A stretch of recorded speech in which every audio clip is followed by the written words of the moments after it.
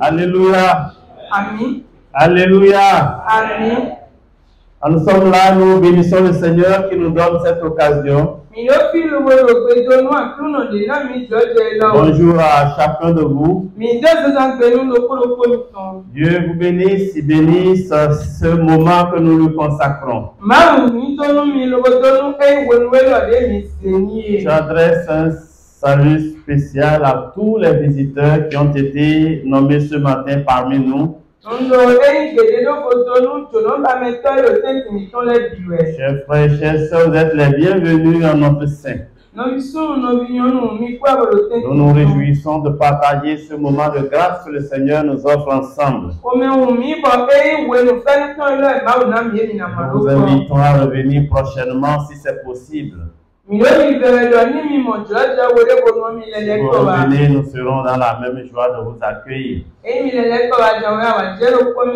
Nous aurons certainement la même bénédiction de la part de notre Dieu ensemble. Soyez donc bénis. Ce matin, nous allons prendre nos Bibles. Nous allons lire c'est plusieurs textes, mais de petits morceaux de textes. Sauf que notre vrai texte de base, c'est 2 Pierre, chapitre 1, versets 10 à 15. 2 Pierre 1, 10 à 15. On va, avant cela, lire certains versets que j'ai écrits dans mes notes. Les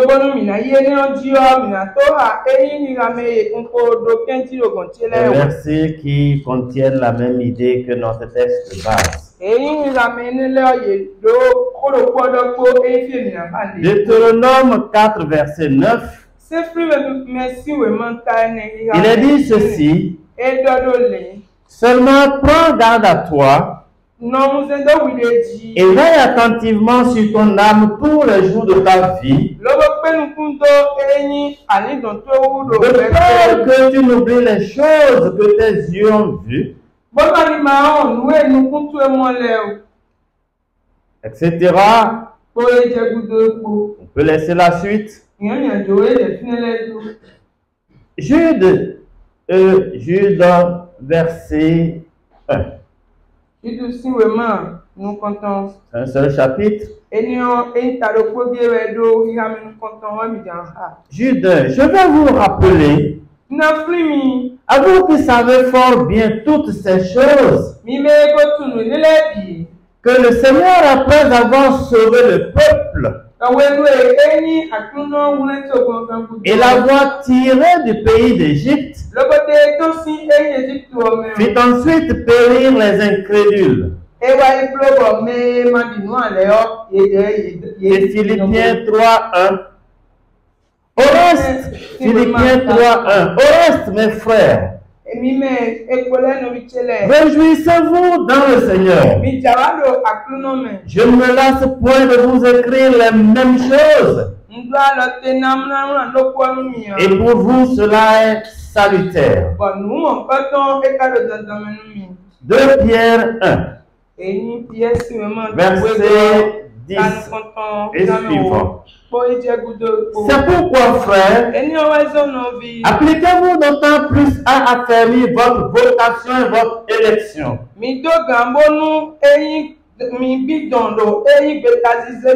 Car en faisant cela, vous ne broncherez jamais. C'est ainsi en effet que l'entrée dans le royaume éternel de notre Seigneur et Sauveur Jésus-Christ vous sera pleinement accordée. Voilà pourquoi je prendrai soin de vous rappeler ces choses. Bien que vous les sachiez et que vous soyez affermis dans la vérité présente. Et je regarde comme un devoir aussi longtemps que je suis dans cette tente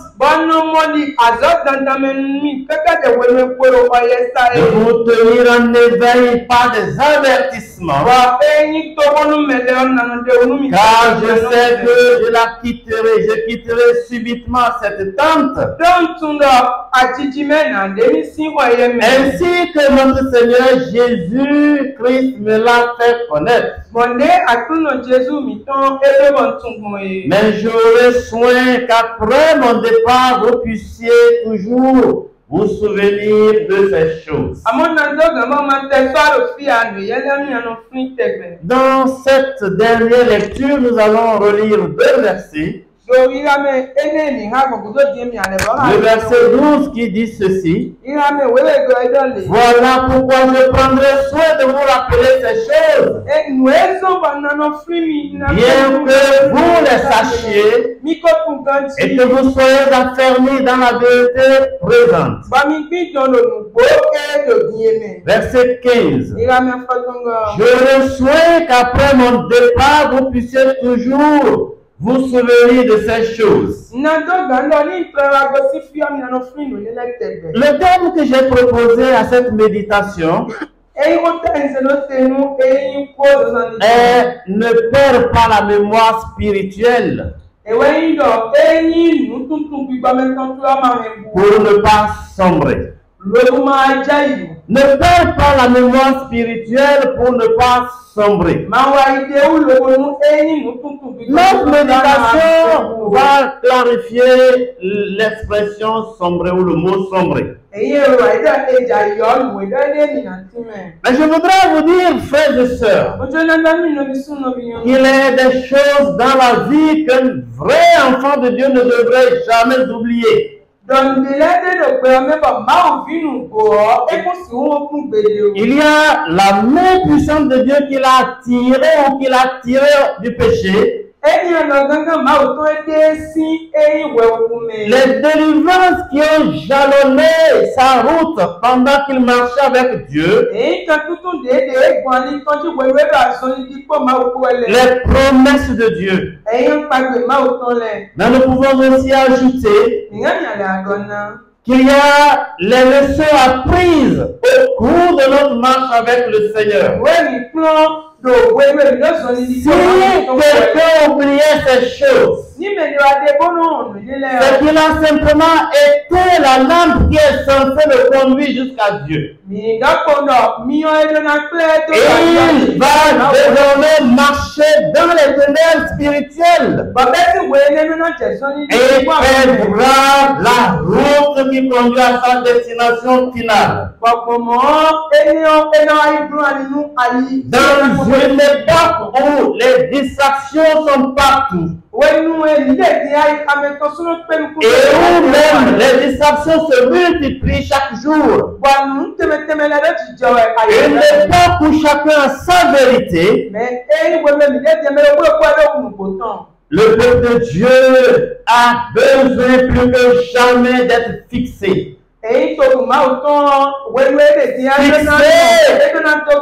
Fixé à Dieu, qui est censé le tenir ferme dans un monde ballotté par tout vent de doctrine.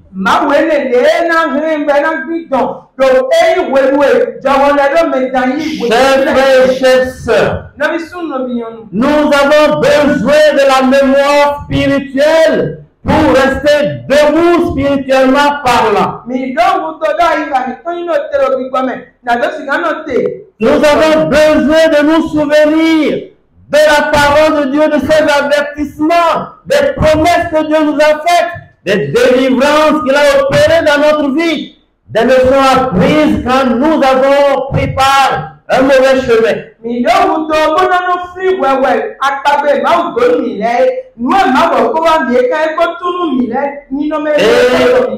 ce que nous avons lu nous a dit et répété.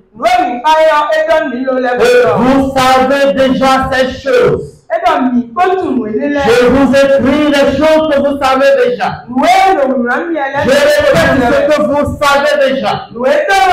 Parce que vous avez besoin de ces choses pour continuer à marcher par le chemin que je vais vous voir emprunter. Chers frères et chères sœurs, l'apôtre Pierre sentait sa mort proche. Et il a dit au verset 14, je quitterai bientôt cette tente, ce corps. Mais j'aurais souhaité vous rappeler ces choses, afin que même après ma mort, vous puissiez vous souvenir de ces choses, parce qu'elles sont essentielles pour vous, afin que vous puissiez garder la foi vivante et que vous puissiez persévérer dans cette voie. Gardez la mémoire spirituelle pour ne pas sombrer. Sombrer spirituellement signifie quelque chose de simple. C'est entrer progressivement dans un déclin spirituel. Aller petit à petit à la dérive. Nourrir spirituellement l'intérieur. Cette mort qui est souvent invisible au départ, mais dont les conséquences sont désastreuses quand elle finit, cette mort par se manifester au grand jour.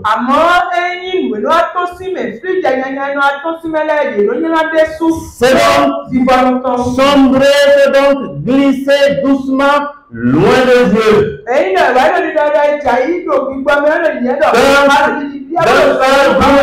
D'un cœur brûlant pour Dieu, on aboutit à un cœur tiède.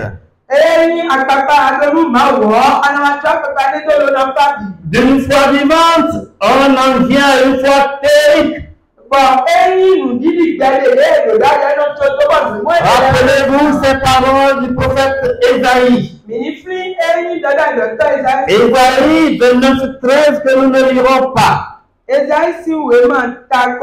Ésaïe dit, quand ce peuple s'approche de moi, il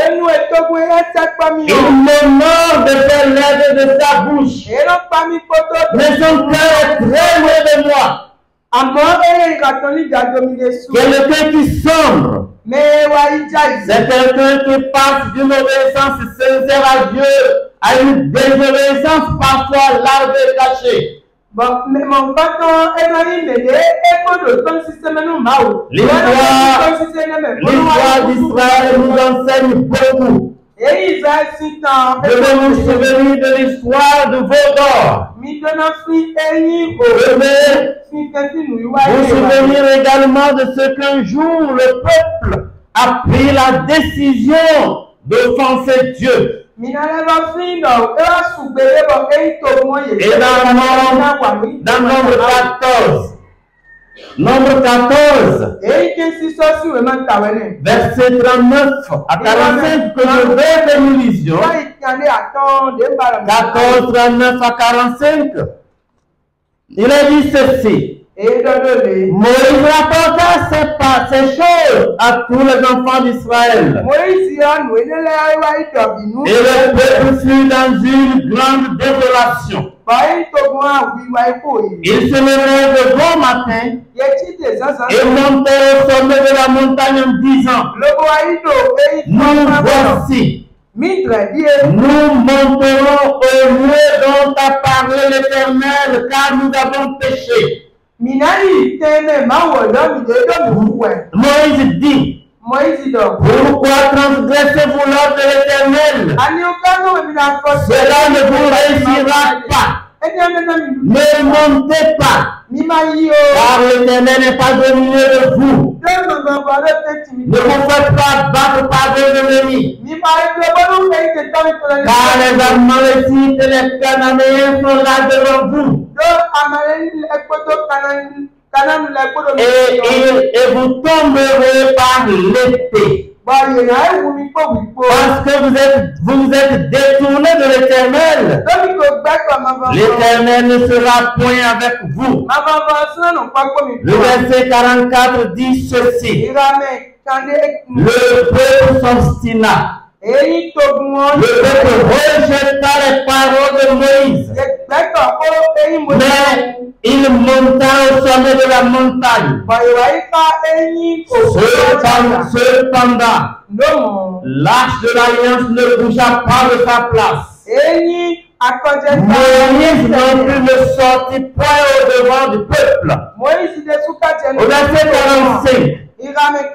Alors descendit les Amalécites et les Cananéens qui habitaient cette montagne.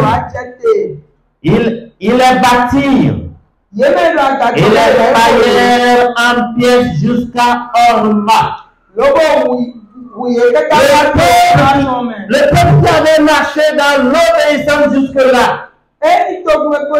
décide publiquement de désobéir à Dieu et malgré l'avertissement que Moïse lui donne.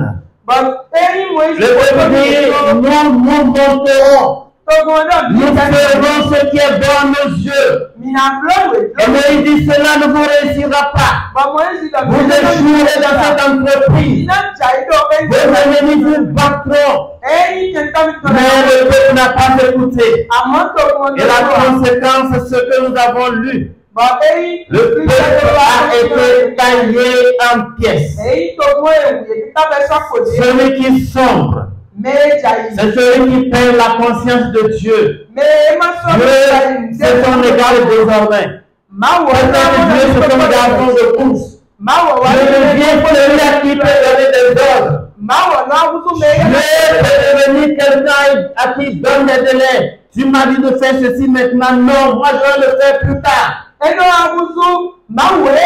que spirituellement parlant, il est mort. S'il n'est pas mort, il est sur le point de mourir, il meurt progressivement. En français, on dit, il se meurt. Chers frères et chers sœurs, ne perds pas la mémoire spirituelle. Parce que autrement tu vas mourir. Celui qui sombre devient insensible aux choses spirituelles. Comme mon frère disait tout à l'heure, c'est comme quelqu'un, c'est comme un canard sur le dos duquel on verse de l'eau. Vous avez jamais appris que l'eau a donné froid à un canard? Vous avez entendu ça? Celui qui est spirituellement mort comme ça, quand la parole de Dieu donne, quelle que soit la force spirituelle avec laquelle elles sont, elle ne touche plus son cœur.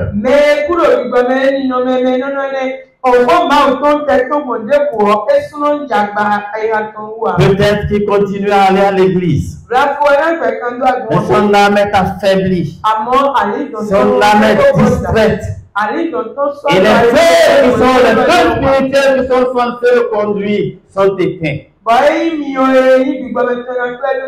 Chers frères et chères sœurs, nous sommes interpellés parce que nous avons besoin de nous souvenir de tout ce que Dieu nous a enseigné pour continuer à lui rester attachés et pour continuer à marcher dans sa voie pour entrer dans sa présence. Celui qui a sombré devient froid spirituellement. Donc indifférent à la voix de l'Esprit de Dieu. Il tolère le péché désormais. Il accepte le compromis. Il veut même justifier ses états de péché.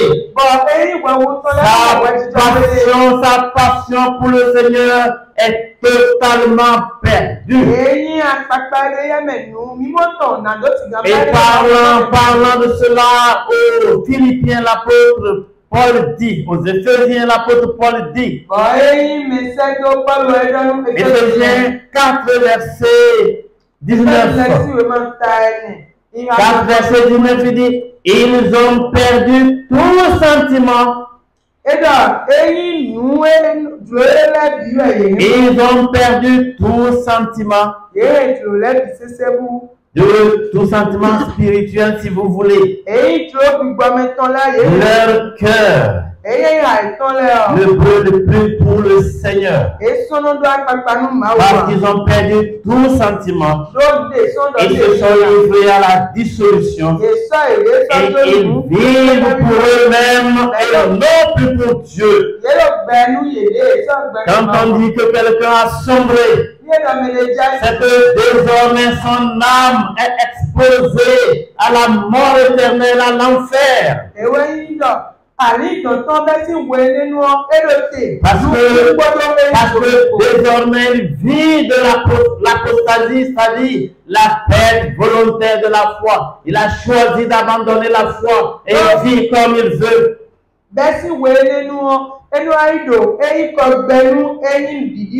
Sa relation avec le Seigneur a pris un coup et désormais elle n'existe plus. Et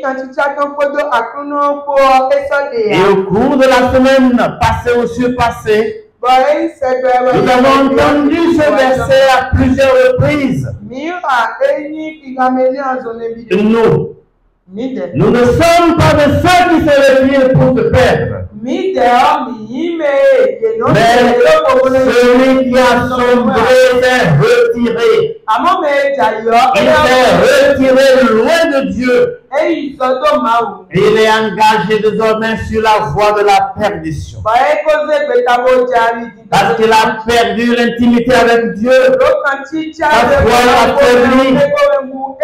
Il tolère le péché désormais. Et son âme risque fort bien d'être ruinée. Chers frères, chères sœurs, l'apôtre Pierre dit, ce que je vous écris, je sais que vous le savez déjà, mais je vous le répète, parce que pour moi c'est un devoir.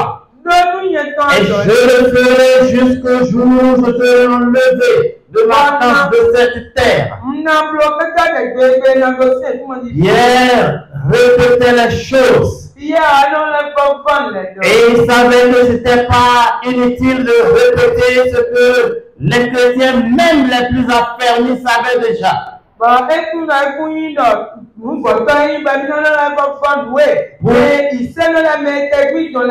Pourquoi paraît-il ainsi? C'est parce qu'il sait que ce que nous savons, si nous ne le gardons pas, cela est inutile. Ce que nous savons, si nous ne l'entretenons pas, cela finira par se dessécher. La mémoire spirituelle, c'est comme la mémoire naturelle. Si nous ne l'entretenons pas, nous finirons par oublier Dieu, ses promesses, ses avertissements. Nous allons tout oublier. Et donc, notre mémoire deviendra vulnérable à l'oubli. Nous allons oublier, simplement.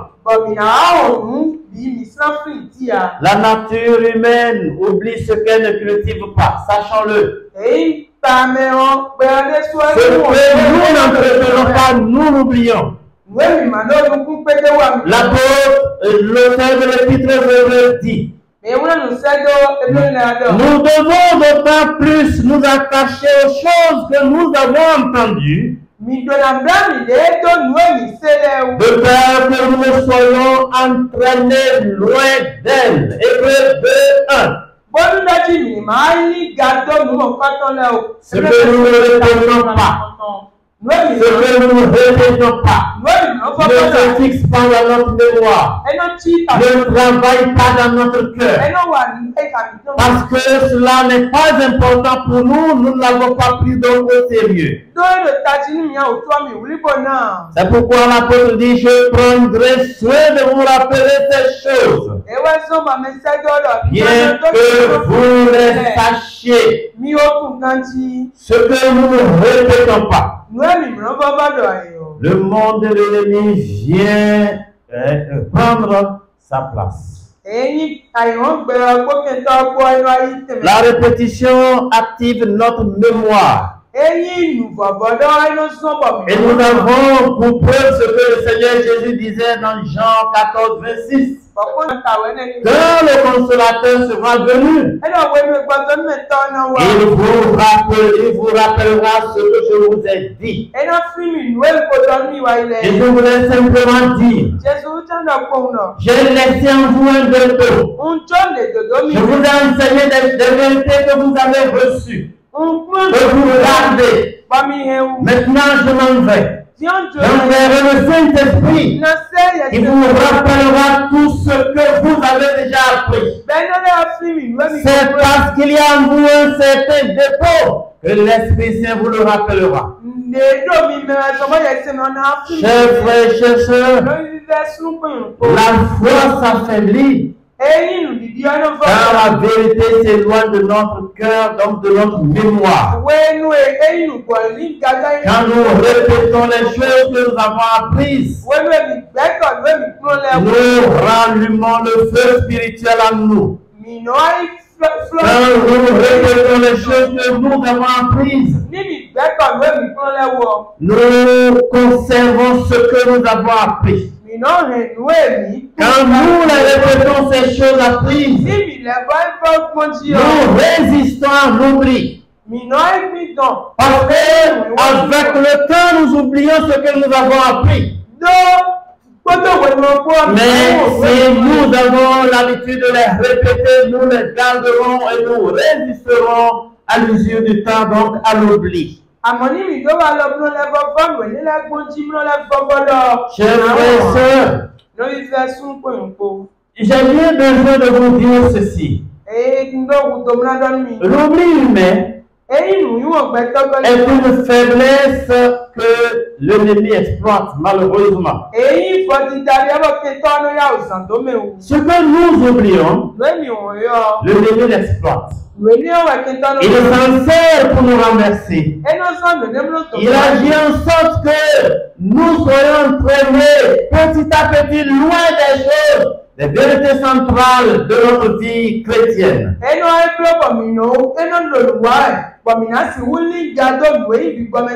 Dans nos versets que nous avons lus, Moïse dit, garde-toi d'oublier.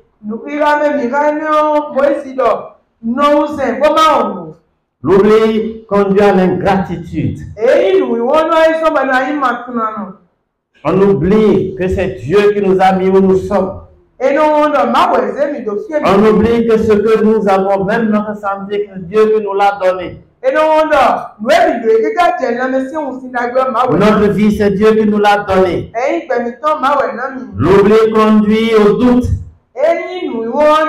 L'oubli conduit à la chute, à la désobéissance. Et il convient de retenir, frères et sœurs, que l'oubli n'est pas neutre. Est-ce que vous avez bien entendu ça? L'oubli n'est pas neutre. Quand vous avez un enfant ou bien un proche qui vous dit tout le temps j'ai oublié, il a quelque chose au fond de son cœur qu'il ne vous dit pas vraiment. On peut oublier les choses, c'est naturel. Mais si tout le temps on a oublié, non, on n'est pas honnête, on ne dit pas la vérité. Il y a quelque chose qui est caché en nous, au fond de notre cœur. L'oubli n'est pas neutre, mais l'oubli prépare l'échec spirituel.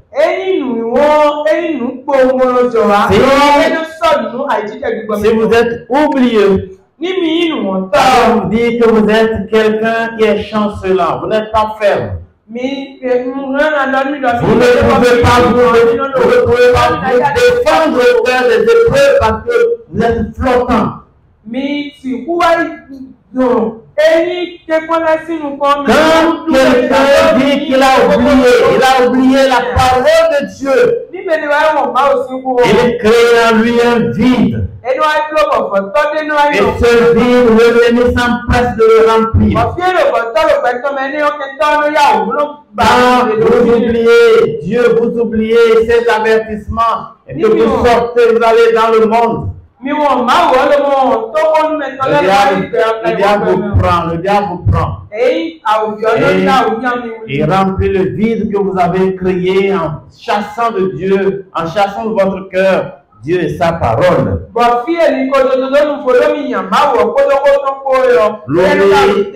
L'oubli précède donc la chute.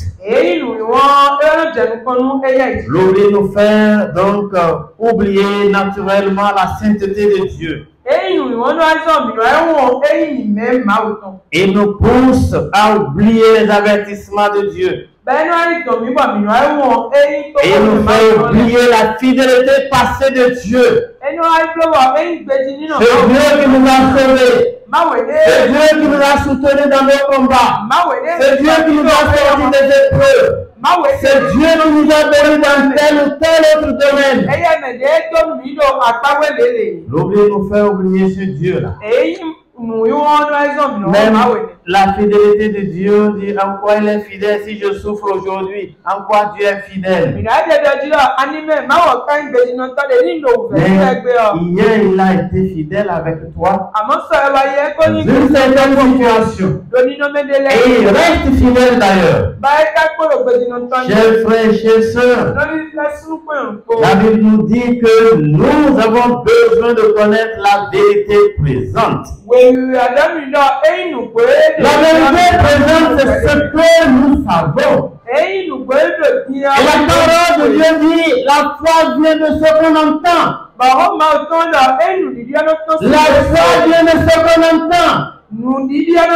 La Bible dit pas, la foi vient de ce qu'on entend d'une foi. Elle vient de ce qu'on entend. Si chaque jour, vous priez, vous lisez la parole de Dieu, c'est ce qui maintient la foi. C'est ce qui ravive votre relation avec le Seigneur. C'est ce qui vous garde en éveil pour ne pas sombrer. Chers frères et chères sœurs, nous avons donc besoin, selon ce que nous avons lu, d'être affermis en Dieu, enracinés en Dieu, marchant dans les voies de Dieu chaque jour de notre vie. Et je voudrais vous dire ceci pour terminer. Ce ne sont pas de nouvelles doctrines dont nous avons besoin. Ne courez pas ici et là pour chercher de nouveaux enseignements, il n'en existe pas. Le seul enseignement, c'est la seule parole que vous savez, vous connaissez. Nous n'avons pas besoin de nouvelles doctrines. Les nouvelles doctrines sont mensongères. La seule et unique doctrine se trouve ici. Lisez votre Bible. Méditez, écoutez ce que Dieu vous dit. Parlez-lui de votre relation avec lui. Et marchez dans les voies qu'il vous trace. Nous n'avons pas besoin de courir ici et là pour apprendre de nouvelles choses. Il n'y a pas de nouveauté au plan spirituel. La seule et unique parole, c'est que nous soyons attachés au Dieu de la Bible. Bien-aimé, disait l'apôtre Pierre, c'est déjà la seconde lettre que je vous écris. Dans l'une et dans l'autre, je cherche à réveiller par des avertissements votre seule intelligence. Afin que vous vous souveniez des choses annoncées d'avance par les saints prophètes.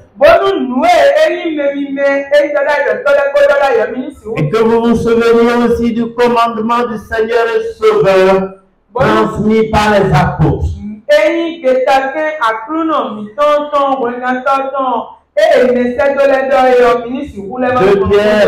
2 Pierre 3, 1 et 2. Frères et sœurs, nous allons prier maintenant. Je Je voudrais vous inviter à vous lever si vous pouvez rester debout un instant. Et nous allons ensemble lever la voix. Le Seigneur nous appelle à une décision. Et il nous dit, ne perds pas la mémoire spirituelle.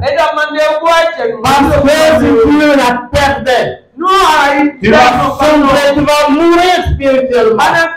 Et tu n'entreras pas dans le royaume de Dieu.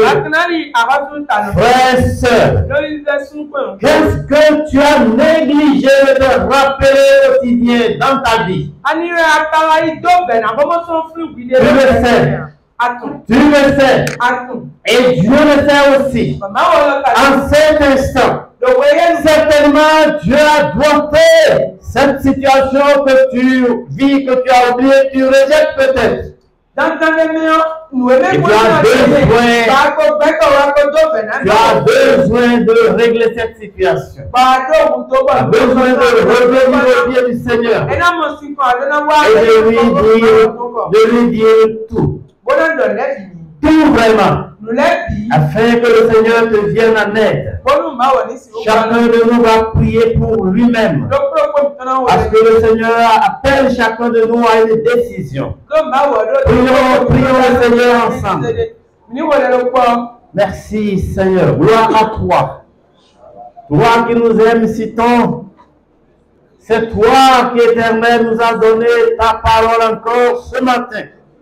Tu nous rappelles, Éternel, que nous avons besoin de garder la mémoire vivante afin de ne pas aller loin de toi, de ne pas nous éloigner de toi. Seigneur, notre Dieu, nous appelle à nous souvenir de tes œuvres passées, le jour de notre salut, le jour de notre confession, de notre conversion, les expériences spirituelles fondatrices, les délivrances, par exemple. Notre Seigneur, tu veux que nous puissions nous souvenir de tes promesses, des promesses reçues de toi. Notre Dieu, tu veux aussi que les leçons apprises dans nos épreuves restent vivantes en nous. Au nom de Jésus, et merci de ce que tu agis maintenant. Tu agis, notre Père. Et Seigneur Dieu, tu veux nous faire voir ta grâce qui se répand encore aujourd'hui. Merci de ce que, Seigneur, tu te manifestes maintenant au nom de Jésus. Merci, Seigneur. Merci, Seigneur. Merci, Seigneur. Je disais au départ qu'il y a des choses que l'enfant de Dieu ne devrait jamais oublier. La main de Dieu qu'il a arraché du péché. Le jour de sa conversion, par exemple. Les expériences spirituelles telles que les guérisons, les miracles que Dieu a opérés dans sa vie ou sous ses yeux. Les